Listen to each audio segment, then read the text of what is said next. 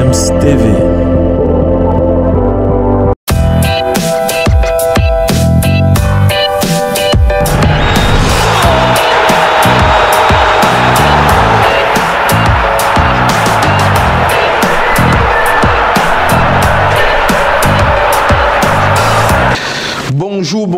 Bonjour, vous êtes sur Écho de la Cannes. Écho de la Cannes, c'est sur GFM's TV. Voilà, on est en tenue décontractée, on respire, on est en plein sport, voilà. Je fais aussi un peu l'effort de me mettre aussi au même pas que vous, Alors, Écho de la Cannes, on va parler de ce qui s'est passé lors des quarts de finale de la Cannes Total Cameroun 2022.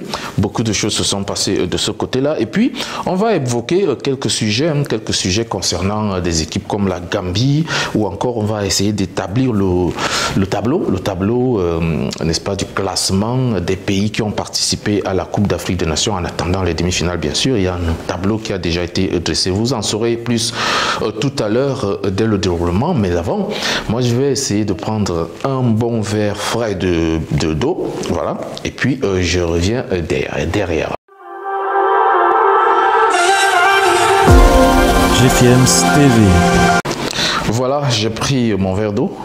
Je vous reviens donc avec mes papiers prêts devant moi. Tout est classé, donc on peut dérouler notre émission d'Écho de la Cannes. Écho de la Cannes qui vous parle donc essentiellement des informations liées à la Coupe d'Afrique des Nations Total Énergie Cameroun 2022. On commence par cette demi-finale de la Coupe d'Afrique. Donc les 4 demi-finalistes sont donc connus. Voilà, ils forment d'ailleurs le dernier carré de cette compétition et sont considérés comme les 4 meilleures équipes du continent à l'heure actuelle. Il y a donc l'Égypte, le Cameroun, le Burkina Faso et le Sénégal. Une petite remarque, c'est d'ailleurs que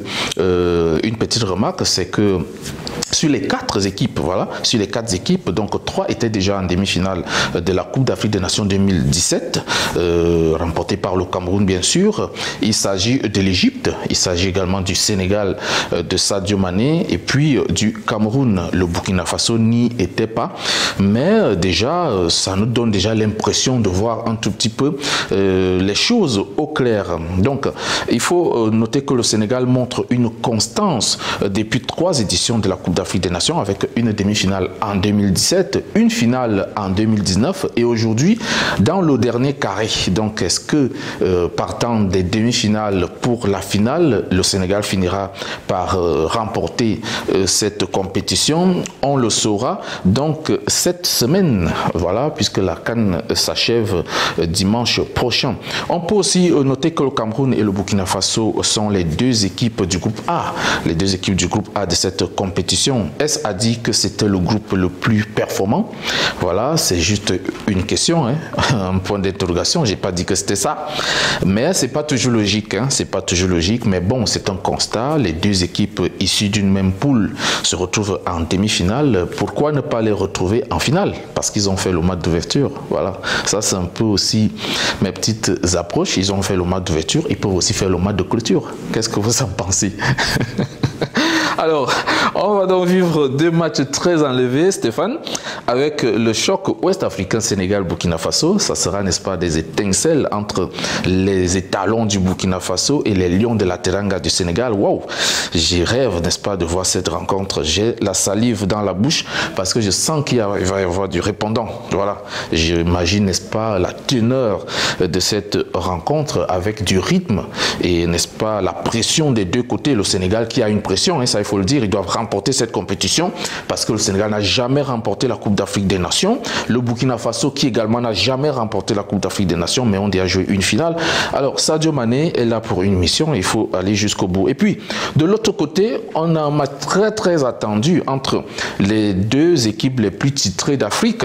L'Égypte, septuple champion d'Afrique, face au Cameroun, quintuple champion d'Afrique. Ça sera donc un match à couteau tiré entre 2 équipes qui se connaissent très bien et qui ont d'ailleurs d'ailleurs joué la finale en 2017. Mais maintenant, on est voilà, dans l'euphorie de la Coupe d'Afrique des Nations. On va peut-être passer à un autre sujet dans cette écho de la CAN. C'est donc pour parler de Tom Saintfiet et de la Gambie. Pour leur première participation, donc, la Gambie a donc créé sensation avec la qualification en quart de finale. Les Scorpions sont sortis co-leaders de leur groupe avec 7 points, puis ont battu la Guinée-Conakry pour 1-0 pour tomber, c'était en phase des huitièmes de finale, hein, pour tomber finalement face au Cameroun, affamé et revanchard. Le parcours place donc la Gambie à la 6e place au classement de cette Coupe d'Afrique des Nations, comme vous pouvez l'apercevoir sur l'écran. Voilà, le Maroc est 5e, juste devant la Gambie, et puis il y a la Guinée équatoriale qui est 7e. Voilà, la Tunisie est 8e, vous l'apercevez d'ailleurs. Le Nigeria est classé 9e, la Côte d'Ivoire est dans le top 10, donc classé 10e, le Mali est 11e, le Gabon 12e, le Malawi vient en 13e position, la Guinée Conakry est 14e, le Cap-Vert est 15e, et puis il y a les Comores qui sont 16e.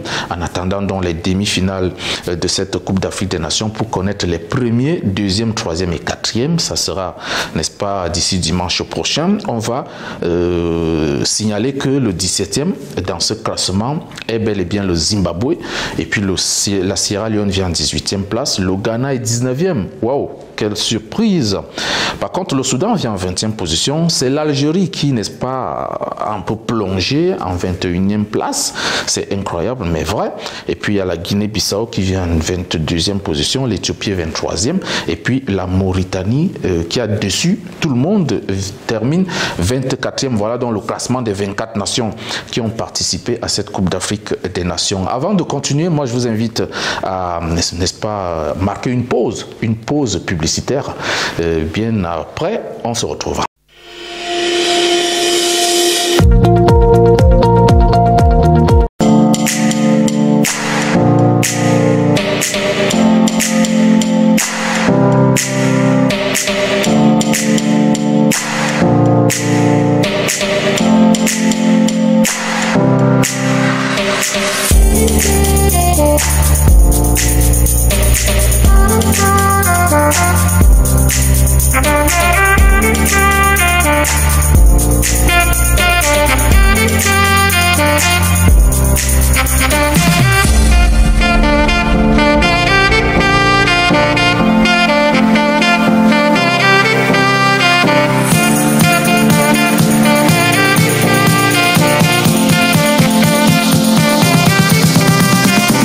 Merci donc de faire confiance à Defiance TV. Nous sommes encore là.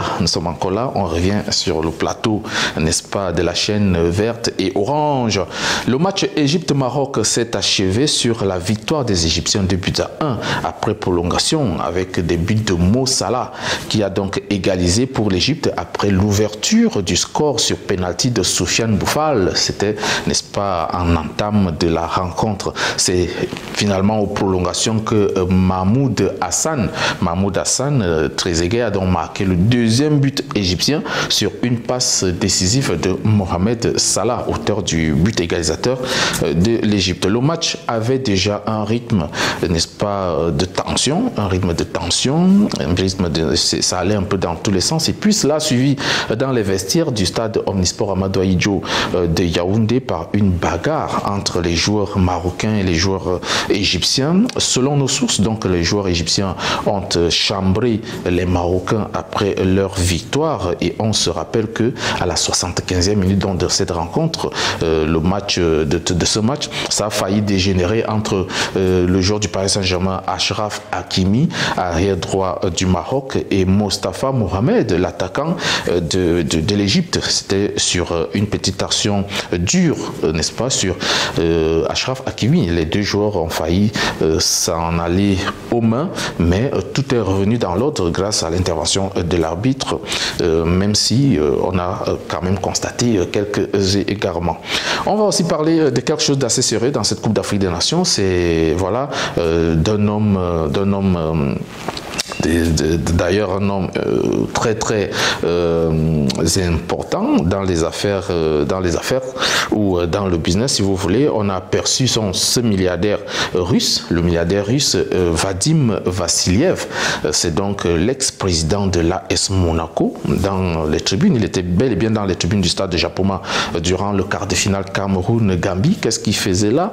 On se pose beaucoup de questions. Bon, mais on ne va pas aussi chercher à savoir. C'est un homme du milieu du football qui est venu certainement voir comment ça se passe, et ce match important entre le Cameroun et la Gambie, une image forte donc, puisque c'est donc rare de voir ces personnalités-là dans les stades africains. Preuve que la Coupe d'Afrique des Nations prend de la hauteur, et c'est tant mieux pour le football africain. Vadim Vassiliev est donc, n'est-ce pas, bien en place, et il faut noter que c'est quelqu'un qui a beaucoup fait pour le football et qui continue d'ailleurs de faire sa présence. On en saura un peu plus dans nos prochaines éditions. Terminons très rapidement notre aventure sur Écho de la CAN avec le classement des buteurs. Le classement des buteurs jusqu'ici après les quarts de finale donc de cette Coupe d'Afrique des Nations Total Cameroun 2022, avec donc les Camerounais Vincent Aboubakar donc, qui a 6 buts et qui est en tête, qui est poursuivi directement ou talonné, si vous voulez, par Karl Toko Ekambi, qui a 5 buts aujourd'hui. Il y a également 3 joueurs qui viennent derrière avec 3 buts chacun. Il s'agit du Malawite Eling Mango, et puis du Malien Ibrahima Kone, et puis il y a Soufiane Boufal, le Marocain, qui a également 3 buts. Voilà donc en image, voilà comme vous l'apercevez depuis un moment avec l'aide de Stéphane, le classement des buteurs de la Coupe d'Afrique des Nations après les quarts de finale. Les 2 meilleurs passeurs, par contre, après les quarts de finale, sont aussi camerounais, bien sûr. C'est Faye Collins qui a adressé déjà 3 passes décisives depuis le début de la compétition, ainsi que Martin Ronla qui joue donc du côté du Chievo Vérone en Série A. Mesdames et messieurs, c'était Écho de la CAN. Écho de la CAN, j'ai eu du plaisir de vous avoir à l'écoute. Tout simplement, n'oubliez pas, essayez de vous abonner rapidement et massivement sur YouTube, Instagram ou Facebook, et puis appuyez sur la cloche de notification pour, n'est-ce pas, avoir les alertes sur nos différentes productions. N'oubliez pas de nous envoyer vos messages, de nous donner un peu vos avis, et si vous voulez bien de nous faire part de vos critiques, c'est par là qu'on avance aussi. Nous sommes ouverts à tout. Portez-vous bien. On se dit à vendredi prochain pour une autre production.